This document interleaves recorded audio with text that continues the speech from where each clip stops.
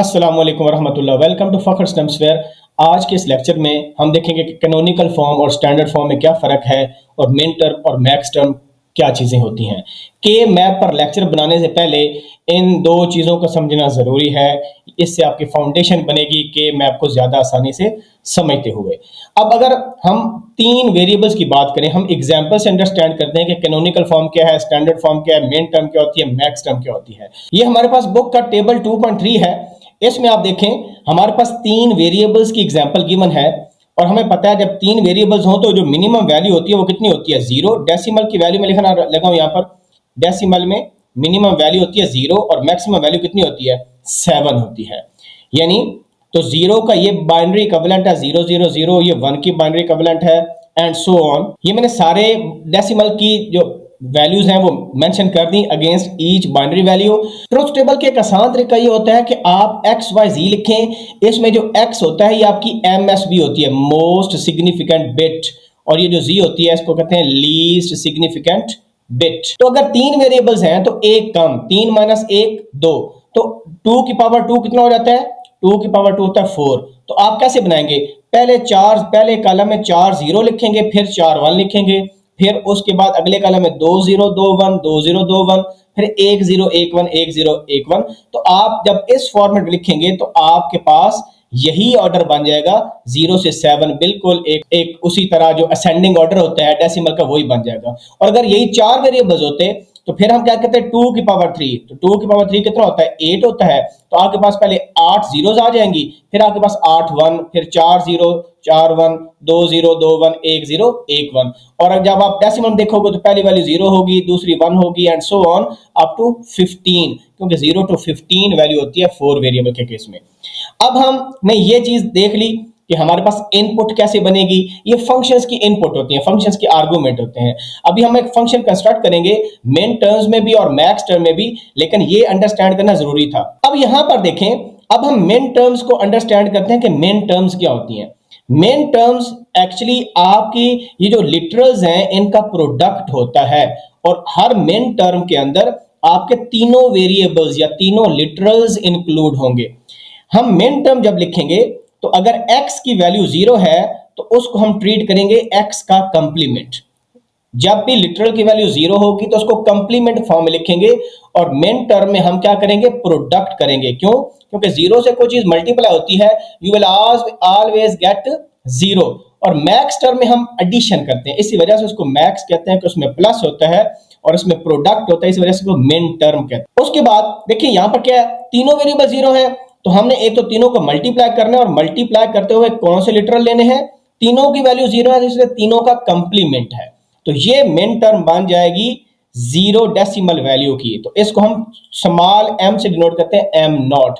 ये जो नॉट है ये 0 है, एक्चुअली डेसिमल की वैल्यू लिखी हुई है कि अगर 0 डेसिमल में हो तो तीन जो बिट्स हैं वो 0 0 0 बनेगी, और मेन टर्म बन जाएगी x complement y complement z complement, और उसकी जो नोटेशन है वो m नॉट है। सिमिलरली इसको देखते हैं कि अगर इसकी मेन टर्म बनानी हो, यहां पर देखें x 0 है तो बन जाएगा x कंप्लीमेंट, एंड y 1 है, अगर y 1 हो लिटरल तो एज इट इज लेना है, उसको y लिया, और z आपका 0 है तो z कंप्लीमेंट लिया। ये मेन टर्म बन गई। ये देखें डेसिमल की क्या वैल्यू बनती है 2, तो यहां पर हमने क्या लिख दिया, 2 लिख दिया। सिमिलरली इसको ट्राई करते हैं, यहां पर देखें x 1 है तो x एज इट इज आ जाएगा, जो 0 है उसका कंप्लीमेंट आ जाएगा y कंप्लीमेंट, और z एज इट इज है तो x y कंप्लीमेंट z। तो आप देखें तो ये क्या कौन सा था, 1 0 1 था तो ये m5 आ गया।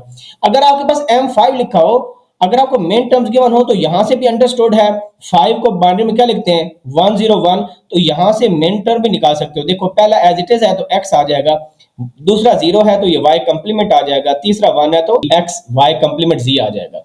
तो वाइस वर्सा आप निकाल सकते हैं, ये कोई मुश्किल आपके पास बिल्कुल भी नहीं है। यहां पर देखो सारे 1 हैं तो आपके पास x y z आ गया। ये होते हैं मेन टर्म्स, हम इंडिविजुअल लिटरल का प्रोडक्ट करते हैं और उसको छोटे m से डिनोट करते हैं। अब आप जाए मैक्स टर्म में आ जाए।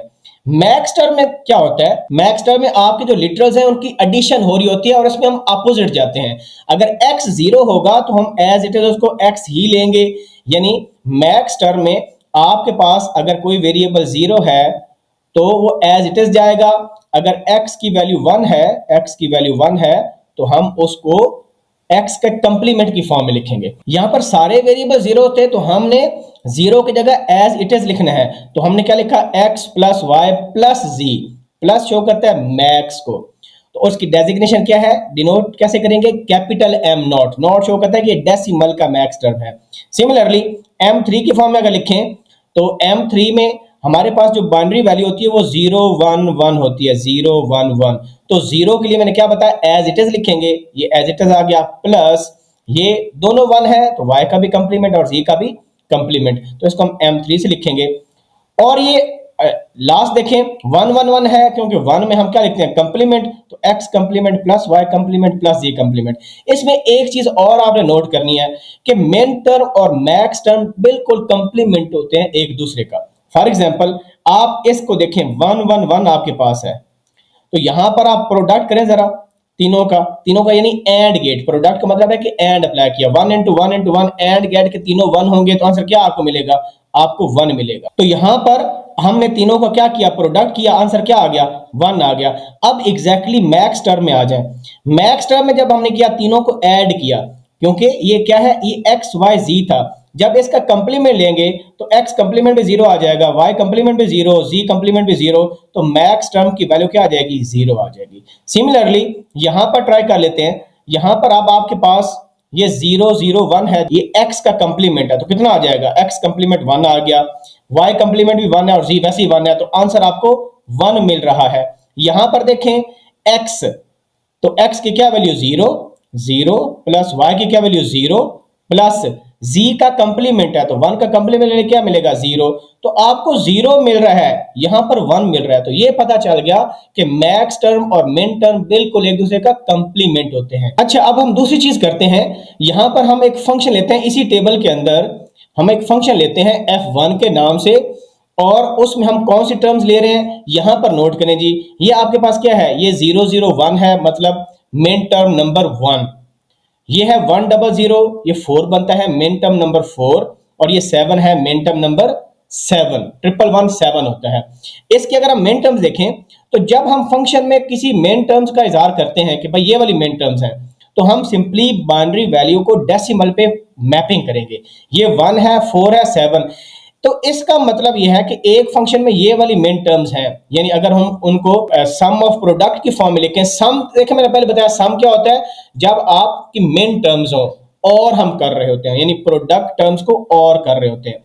तो 1 4 7 का मतलब यह है कि हमारा फंक्शन जो है इन मिन टर्म्स पर 1 होगा और बाकी जो नहीं है उन पर 0 होगा। This is very straight forward. या आप आगे काफी क्वेश्चन होंगे कि आपको समेशन की फॉर्म में मेन टर्म्स लिखी होगी 1 4 7, तो इसका मतलब है कि जो डेसिमल की वैल्यू 1 है, 4 है और 7 है, उनका बाइनरी आप निकालें, वहां पर फंक्शन की वैल्यू सिर्फ 1 है, बाकी फंक्शन हर जगह 0 है। एक हमारे पास एक और फंक्शन हम लेते हैं, वो फंक्शन हमारे पास है m3 m5 m6 m7। इसका मतलब है कि जो आपके पास डेसिमल वैल्यू 3 है, 5 है, 6 है, 7 है, वहां पर फंक्शन f2 1 होगा, बाकी जो मिन टर्म्स मिसिंग है वहां पर 0 होगा। तो आप ये चेक कर सकते हैं, यहां पर देखें फंक्शन f1 क्या है, यहां पर 1 पर 1 है, 4 पर 1 है और 7 पर 1 है, और यही हमने यहां पर देखा 1 4 7, ठीक है। और ये क्या था 3 5 6 7, तो देखें ये 3 वैल्यू है 0 1 1, इस पर 1 है, फिर आपका 5 विच इज 1 0 1 उस पर 1 है, और फिर 6 पर है और 7 पर है। ये दो अलग अलग फंक्शन है। तो पता ये चला कि जब मेन टर्म्स गिवन होंगी आपको, तो उन मेन टर्म्स पर यानी उन बाइनरी कॉम्बिनेशंस पर आपकी वैल्यू 1 होगी और जो मिसिंग होंगे वहां पर 0 होंगी। तो जो मिसिंग है इसको हम मैक्स टर्म कहते हैं। बड़ा सिंपल सा है कि फॉर एग्जांपल यहां पर देखें f1 में ये 0 है, ये 0 है, ये 0 0 0, इसका मतलब है ये आपकी मैक्स टर्म है जो 0 वाली होती है। मेन टर्म्स हमेशा 1 वाली होती हैं और मैक्स टर्म हमेशा 0 वाली होती हैं। इसके अगर मैक्स टर्म निकालें तो कौन सी बनेगी, capital M0, capital M1, capital M2, ठीक है, और साथ ही कैपिटल M4, और इसकी मैक्स टर्म क्या बनेगी M0 M2, ये M3 है, ये M5 है और M6 है। अब हम एग्जैक्टली यही काम यहां पर करने लगे हैं। ये देखें, अब हमें अगर फंक्शन में मेन टर्म्स गिवन हो और आपको बोला जाए मैक्स टर्म निकालें, तो हम कैसे निकालेंगे। अब हम यहां पर देखते हैं कि अगर हम मेन टर्म्स गिवन हो तो मैक्स टर्म कैसे फाइंड करते हैं। ये हमारे पास फंक्शन मैंने लिख दिया है, हमारे पास 147 था और फंक्शन 2 था 3567। 147 की ये मेन टर्म्स लिखी हुई हैं, यानी सम ऑफ प्रोडक्ट टर्म्स आपके पास लिखी हुई हैं। तो मैक्स टर्म निकालने का मैंने पहले तरीका आपको बताया कि जो टर्म्स मिसिंग है वो आपकी मैक्स टर्म है, लेकिन इसका जो तरीका होता है निकालने का वो क्या होता है कि सबसे पहले F1 आपको गिवन है, आप F1 का कंप्लीमेंट ले लें। F1 का कंप्लीमेंट, F1 का कंप्लीमेंट का मतलब यही है कि भाई ये जो टर्म्स 147 है इसके अलावा जो बाकी टर्म्स हैं वो लिख लें, यानी F1 कंप्लीमेंट एक्चुअली आपका क्या होगा, पहले आप वो डिटरमिन कर लें कौन कौन सी टर्म है। यहाँ पर 0 हमारे पास नहीं है और 2 नहीं है और 3 नहीं है, 4 है, 5 नहीं है और 6 नहीं है। ये हमारे पास मेन टर्म्स मिसिंग थी, तो उसको हमने F1 कंप्लीमेंट लिख लिया और यहां पर एग्जैक्टली उन्हीं मेन टर्म्स को हमने सम ऑफ प्रोडक्ट की फॉर्म में लिख लिया, जो कि कैनोनिकल आपकी फॉर्म है। चेक कर लें, 0 के लिए क्या लिखेंगे, x complement, y complement, z complement, क्योंकि मैंने बताया मेन टर्म्स में 0 के लिए हम x कंप्लीमेंट लिखते होते हैं या y कंप्लीमेंट या z कंप्लीमेंट, जो भी लिटरल हो वो लिखते हैं। अब 6 का चेक करें, 6 क्या होता है, 1 1 0 आप तो होता है, तो x y z कंप्लीमेंट आ जाए, देखें x y z कंप्लीमेंट, ये हमारे पास आ गया। अब अगर हम इसका कंप्लीमेंट ले लें, जो कंप्लीमेंट का तरीका मैंने पिछले वीडियो में बताया हुआ है कि आप क्या कहते हैं, डुअल फॉर्म लेते हैं और डुअल फॉर्म के बाद आप लिटरल्स के कंप्लीमेंट ले लेते हैं। तो आपके पास अब डुअल फॉर्म क्या होती है, डुअल फॉर्म सिंपल होती है x कंप्लीमेंट, यानी और को एंड कर दो और एंड को और कर दो। ये देखें ये एंड थे, तो यहां पर क्या एंड कन्वर्ट हो गया और में, ये एंड था और में कन्वर्ट हो गया। यहां पर आप देखें प्लस है तो प्लस किस में कन्वर्ट हो गया, प्लस और होता है एंड में कन्वर्ट हो गया। और साथ जो लिटरल्स हैं उनके कंप्लीमेंट भी ले लें, तो x वैसे आ जाएगा, y और z आ जाएगा। अब इस वाले का कैसे करेंगे, तो सबसे पहले तो एंड को और बना दिया और x है तो इसका कंप्लीमेंट आ जाएगा, y कंप्लीमेंट है, कंप्लीमेंट हटा दें, तो ये आपके पास जो कंप्लीमेंट फॉर्म में आया ये अब आपके पास आ गया POS फॉर्म में, प्रोडक्ट ऑफ सम। ठीक है, यानी क्या तरीका, जो मेन टर्म्स गिवन होंगी उनको छोड़कर जो मिसिंग है वो आपका F कंप्लीमेंट हो जाएगा, उसका कंप्लीमेंट लेंगे तो आपको मैक्स टर्म मिल जाएंगी। अब this F1 is the max term, ये आपके पास मैक्स टर्म आ गई। और मैक्स टर्म को हम कैसे लिखते होते हैं, कैपिटल लिखते हैं। देखें ये देखें डिट्टो वही है, 0 है तो M0, 2 M2 M3 M5 M6। Similarly ये जो दूसरा फंक्शन था इसके भी आप दे के लिख सकते हो, ये फंक्शन आपको लिखा हुआ है, तो ये फंक्शन में हमें जो वैल्यूज लिखी हुई थी वो थी 3 5 6 7। तो जो मिसिंग है वो कौन कौन सी हैं, वो आपके पास है 0 मिसिंग है, 1 मिसिंग है, 2 मिसिंग है, 4 मिसिंग है, ये आपके पास मिसिंग वैल्यूज हैं। तो ये देखें ये किसका है, ये 0 का है, क्योंकि हम जब मैक्स टर्म लिखते हैं तो जो 0 होता है उसमें वेरिएबल एज इट इज आता है। ठीक है, तो ये देखें 0 के लिए ये किसके लिए बन गया, ये आपके पास 1 के लिए बन गया, क्योंकि 1 का क्या होता है 0 0 1, तो x plus y plus z complement. और ये 2 का बन गया, 2 का होता है 0 1 0, इसके लिए x, इसके लिए y कंप्लीमेंट, इसके लिए z, देखें यहां पर आ गया। और लास्ट क्या है 4, 4 होता है 1 0 0, तो 1 के लिए हम कंप्लीमेंट लिखेंगे, जो 0 एज इट इज लिखेंगे और सबको क्या कर देंगे प्रोडक्ट, ये आपके पास POS फॉर्म बन गई। और इसको अगर मैक्स टर्म के फॉर्म लिखेंगे तो जिस तरह ये लिखे हैं तो यहां पर क्या लिखेंगे, ये आपका M0 हो जाएगा, यानी ये वाला M0 हो जाएगा, ये M1 हो जाएगा, ये M2 हो जाएगा और ये M4 हो जाएगा, जिस तरह के ये लिखा है हमने। तो ये आप मेन टर्म्स गिवन हो तो मैक्स टर्म निकाल सकते हैं और वाइस वर्सा भी कर सकते हैं। तो सबसे शॉर्टकट तरीका क्या है, शॉर्टकट तरीका ये है कि जो आपको गिवन है, जो आपको मेन टर्म्स गिवन है, जो मिसिंग है वो मैक्स टर्म बन गई। फॉर एग्जांपल यहां पर चेक कर लें इसको, देखें अगर डायरेक्ट ही मैक्स टर्म निकालनी हो तो यहां पर देखें 0 2 3 5 6 ये मिसिंग थे, ये आपकी मैक्स टर्म बन। और अगर मैक्स टर्म गिवन हो तो मेन टर्म्स निकालनी हो तो ये वाले इंक्लूड नहीं करने, बाकी जो है वो आप इंक्लूड कर लें, तो ये आपका आंसर आ जाएगा। तो ये इसका आंसर क्या है, दूसरे फंक्शन का 0 1 2 4, इसको अभी हम देख लेते हैं। तो यहां पर आप चेक कर लें 0 1 2 4 आपकी मैक्स टर्म आ गई। तो ये बेसिकली कैनोनिकल फॉर्म क्या होती है, जब हम किसी भी बूलियन फंक्शन को मेन टर्म या मैक्स टर्म की फॉर्म में लिखें। मेन टर्म्स का सम होता है, इसको हम SOP कहते हैं, और मैक्स टर्म का प्रोडक्ट होता है, इसको हम POS कहते हैं, इसको हम कैनोनिकल फॉर्म कहते हैं। और हर टर्म के अंदर सारे लिटरल्स मौजूद होते हैं। ठीक है, और एक और चीज, जब हम मेन टर्म्स की बात करेंगे तो उन फंक्शन की उन मेन टर्म्स पर आंसर 1 आएगा और जो मिसिंग है उस पर 0 आएगा। मैक्स टर्म में अपोजिट होता है, जो मैक्स टर्म में हमें टर्म गिवन होंगी वहां पर आंसर 0 होगा और जो मिसिंग होंगी उन पर आंसर 1 होगा। अब एग्जांपल 2.4 में हमें एक फंक्शन गिवन है, ये फंक्शन किस फॉर्म में, ये स्टैंडर्ड फॉर्म में। रिमेंबर, जब भी आपको फंक्शन गिवन हो और उसकी हर टर्म में सारे लिटरल्स ना हो, क्योंकि इसमें कितने लिटरल्स हैं, 3 हैं, इस टर्म में 1 लिखा हुआ है, इसमें 2 लिखे हुए हैं, जब तक सारी टर्म्स में सारे लिटरल्स नहीं होंगे वो आपकी कैनोनिकल फॉर्म नहीं होगी। जब हम कहते हैं इसको एज अ सम ऑफ मिन टर्म्स रिप्रेजेंट करना है, तो अब हमने क्या करना है, ये देखें पहली टर्म को देखें, इसमें ए है, इसमें क्या मिसिंग है, बी भी मिसिंग है, सी भी मिसिंग है। तो सिंपली मैंने क्या तरीका बताया था, जो मिसिंग होता है उसके साथ हम जो a.1 है, 1 की जगह आप वो वेरिएबल लिखेंगे b plus B complement.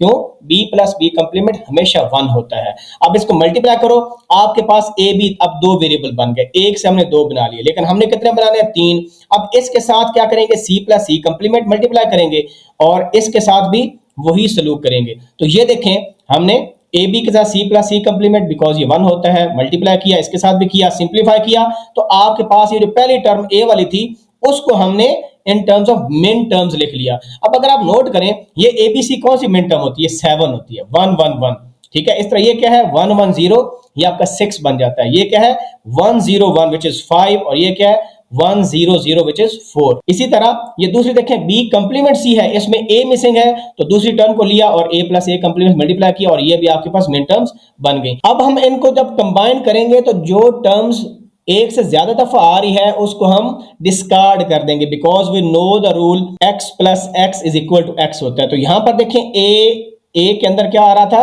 a into B complement सी आ रहा था, b कंप्लीमेंट सी में जब देखा उसमें भी a इंटू बी कंप्लीमेंट सी आ रहा है, तो इसको हम एक दफा लिखेंगे अपने फाइनल आंसर में, तो ये एक दफा आएगा। तो ये आपकी क्या आ गई, ये आपकी मेन टर्म्स आ गई। इनको हम अरेंज कर लेते हैं लोअर टू हायर ऑर्डर, तो हम इसको जब अरेंज करेंगे तो आपके पास ये अरेंजमेंट होगी। तो ये आपकी m1 है, m1 क्या है 0 0 1, जो कंप्लीमेंट होगा वो 0 रीड किया जाता है मिन टर्म में, और 1 4 5 6 7, तो ये आपका आंसर हो गया। तो किसी भी ऐसी फॉर्म जो स्टैंडर्ड फॉर्म में हो, जो कैनोनिकल ना हो, आप इजीली उसको मेन टर्म्स की फॉर्म में ऐसे रिप्रेजेंट करते हैं। और फिर जो फाइनल फंक्शन लिखेंगे हम यहां पर लिखते हैं f, आगे वेरिएबल्स जो गिवन थे abc है, और जो मेन टर्म्स हमने कंप्यूट की 1 4 5 6 7 यहां पर लिख देंगे और ये आपका आंसर आ जाएगा। तो ये फॉर्म जो मैंने बताई, ये कौन सी फॉर्म थी, ये स्टैंडर्ड फॉर्म थी, वो कैनोनिकल है। अब इसमें लास्ट इंपॉर्टेंट पॉइंट कि अगर हम ट्रुथ टेबल बनाएं तो जो आंसर ये फंक्शन देगा एग्जैक्टली आपका ये जो फंक्शन है सेम आंसर देगा। इसका ट्रुथ टेबल बनाएं और साथ दूसरे में इसका ट्रुथ टेबल बनाएं, दोनों का आंसर एग्जैक्टली मैच करेगा। तो आपके पास ये देखें इसमें कौन सी टर्म है, 1 है 4 है 5 6 7, तो हमने भी ये निकाला 1 है 4 है 5 है 6 और 7। तो ये भी चेक कर लें, जब भी आपका ए हाई होगा आपकी आउटपुट हाई होगी। देखें ए यहां पर देखें सब में हाई है, इन आखिरी 4 में आपकी आउटपुट हाई है, और एक और कब हाई होगी, बी जब 0 होगा सी 1 होगा, बिकॉज 0 का कंप्लीट 1 होता है। तो यहां पर देखें जब बी 0 और सी हाई हो तब हाई होगा। तो आपकी ये मेन टर्म्स भी यहां से रिफ्लेक्ट हो रही हैं, और आपके पास जो स्टैंडर्ड फॉर्म में है वो भी आप चेक कर सकते हैं। तो ये फायदा होता है कि आप किसी एक्सप्रेशन को किस तरह सम ऑफ मेन टर्म्स लिखते हैं। अब हम एग्जांपल करते हैं 2.5, इसमें हमें एक फंक्शन गिवन है जो कि स्टैंडर्ड फॉर्म में है, इसको हमने प्रोडक्ट ऑफ मैक्स टर्म्स की फॉर्म में रिप्रेजेंट करना है, यानी POS प्रोडक्ट ऑफ सम की फॉर्म में इसको रिप्रेजेंट करना है। पहले हमने एग्जांपल देखी, उसमें हमने सम ऑफ मेन टर्म्स की फॉर्म में रिप्रेजेंट करना था, इसमें हम प्रोडक्ट ऑफ मैक्स टर्म की फॉर्म में रिप्रेजेंट करना है। तो इसका क्या क्राइटेरिया है कि जो फंक्शन गिवन हो सबसे पहले डिस्ट्रीब्यूटिव लॉ अप्लाई करके उसको प्रोडक्ट की फॉर्म में लिखें। डिस्ट्रीब्यूटिव लॉ हमारे पास क्या है, अगर x प्लस वाई सी लिखा हो या a प्लस बी सी लिखा हो तो हम क्या लिखते हैं x plus y into x plus z, या a plus b into a plus c. तो यहां पर आप देखें ये जो प्रोडक्ट अब आपके पास है इसको आपने ट्रीट करना है this is a single variable, ठीक हो गया। तो इसको आप a अज्यूम कर लें और x कंप्लीमेंट को हम b अज्यूम कर लेते हैं और z को c अज्यूम कर लेते हैं। अब हम रूल अप्लाई करते हैं, तो a प्लस बी यानी ये a और प्लस b यानी x complement into a plus c यानी z आपके पास आ गया। अब अगेन देखें ये प्रोडक्ट फॉर्म में है, तो सिंपलीफाई तब तक ये रूल लगाना है जब तक आपके पास सिंगल सिंगल लिटरल ना आ जाए। अब दोबारा इस पर अप्लाई करेंगे तो x कंप्लीमेंट जो सिंगल लिटरल है वो आपका a बन जाएगा, और ये x आपका बन जाएगा b, और ये बन जाएगा c। तो यहां क्या लिखेंगे a प्लस बी यानी x complement plus x into x complement plus y जो कि c का रोल प्ले कर रहा है। इसी तरह यहाँ पर z प्लस एक्स और z प्लस वाई कर देंगे, तो ये जो चीज है ये आपके पास 1 होती है, ये खत्म हो जाएगी, पीछे आपके पास 3 टर्म्स रह जाएंगे, इनको मैक्स टर्म कहते हैं। तो एक काम हमने अभी तक कर लिया कि हमने प्रोडक्ट की फॉर्म में इस फंक्शन को डिस्ट्रीब्यूटर लगाकर सिंप्लीफाई कर लिया। अब नेक्स्ट स्टेप हमने ये करना है कि हर टर्म में, हर मैक्स टर्म में जो लिटरल मिसिंग है उसको ऐड कर दें। क्यों? क्योंकि सम हो रहा है और किसी भी सम में हम 0 को प्लस करते हैं तो फर्क नहीं पड़ता। जब प्रोडक्ट होता है तो हम 1 से मल्टीप्लाई करते थे, फॉर एग्जांपल एक्स वाई है, इसको 1 से मल्टीप्लाई कर दें फर्क नहीं पड़ता। तो मैक्स टर्म में हमने क्योंकि ऐड करना होता है तो 0 को ऐड करें फर्क नहीं पड़ेगा। तो जो वेरिएबल मिसिंग है उसकी जगह यहां पर देखें कौन सा मिसिंग है, z मिसिंग है, तो हम लिखेंगे z इंटू जेड कंप्लीमेंट। यहां पर क्या मिसिंग है, y, तो उसके देखेंगे y इंटू वाई कंप्लीमेंट। तो यहां पर देखें हर टर्म को हमने इस तरह रिप्रेजेंट कर लिया। जब इस तरह रिप्रेजेंट कर लिया तो अगेन हम वही रूल लगाएंगे डिस्ट्रीब्यूटिव लॉ, और अब इस दफा हम इस वाले जो पोर्शन सिंगल लिटरल है इसको a अज्यूम करेंगे और z को आप b अज्यूम कर लें और z कंप्लीमेंट को आप c अज्यूम कर लें। तो हम कैसे लिखेंगे, a प्लस बी, तो a प्लस बी ये आ गया इनटू a प्लस सी, सी का रोल क्या z कंप्लीमेंट, तो a प्लस सी आपके पास ये आ गया। इसी तरह सेम आपने ये काम इधर भी करना है, क्योंकि यहाँ पर y मिसिंग था, y इंटू वाई कंप्लीमेंट, और रूल अप्लाई करें, ये आपका a, ये b और ये c, a plus b into a plus c. यहाँ पर भी क्या मिसिंग था, x मिसिंग था, तो x इंटू एक्स कंप्लीमेंट को ऐड कर दिया, तो ये आपके पास a है, a plus b into a plus c. तो आपके पास ये सिंप्लीफाइड प्रोडक्ट ऑफ सम्स आ गया आपके पास। अब हमने क्या करना है, इनको कंबाइन कर देना है, और जो एक से ज्यादा टाइम आ रही है उसको हम इग्नोर कर देंगे। जब हमने गौर किया तो ये देखें x complement plus y plus z, ये आपके पास इधर भी आ रही है और ये इधर भी आ रही है, तो इसको एक दफा लिखेंगे x complement plus y plus z, तो ये यहां पर लिखी हुई एक दफा। इसी तरह यहां पर देखें x plus y plus z इधर भी आ रहा है और x plus y plus z इधर भी आ रहा है, इसको भी हम सिंगल टाइम लिखेंगे। तो आपके पास ये स्टेप फॉलो करते हुए किसी भी स्टैंडर्ड फॉर्म में आपके पास गिवन हो तो आप प्रोडक्ट फॉर्म में यानी डिस्ट्रीब्यूटिव लॉ बस अगर आपको आता है, इस वजह से जो बूलियन एक्सप्रेशन वाला वीडियो थी उसमें बताया था कि ये लॉ बहुत इंपॉर्टेंट है और उसका बहुत ज्यादा यूज है। अब हम जब कंबाइन कर ली, अब उसको लिखना आसान है। अब आप बता सकते हो कि भाई कौन कौन सी मेन टर्म्स हैं, क्योंकि आप देखो ये तीनों सारे के सारे क्या हैं, ये सारे के सारे 0 0 हैं। जब सारे 0 0 हैं तो ये m नॉट हो जाएगा। ये क्या है, ये आपके पास 0 है, ये 1 है और ये क्या है 0, ये 2 हो जाएगा। इसी तरह 4 5 उनको प्रोडक्ट के फॉर्म में लिख लेना है और आपके पास ये क्या बन जाएगी मैक्स टर्म। और मैक्स टर्म को हम ऐसे भी लिखते होते हैं पाई की फॉर्म में और लिख देंगे 0 2 4 5। तो इस तरह मैंने दो प्रॉब्लम आपको करा दी है जिसमें आपके कोई भी फंक्शन को सम ऑफ प्रोडक्ट की फॉर्म में भी ले सकते हैं यानी मिन टर्म्स की फॉर्म में भी, और प्रोडक्ट ऑफ सम की फॉर्म में यानी मैक्स टर्म की फॉर्म में इजीली कंप्यूट। तो हमने कैनोनिकल फॉर्म भी कर ली, स्टैंडर्ड फॉर्म भी देख ली क्या होती है, मेन टर्म्स मैक्स टर्म का कंसेप्ट देख लिया और फिर डिफरेंट प्रॉब्लम्स एग्जांपल्स करके अपने कंसेप्ट को पक्का कर लिया। तो थैंक यू वेरी मच, मिलते हैं नई वीडियो के साथ।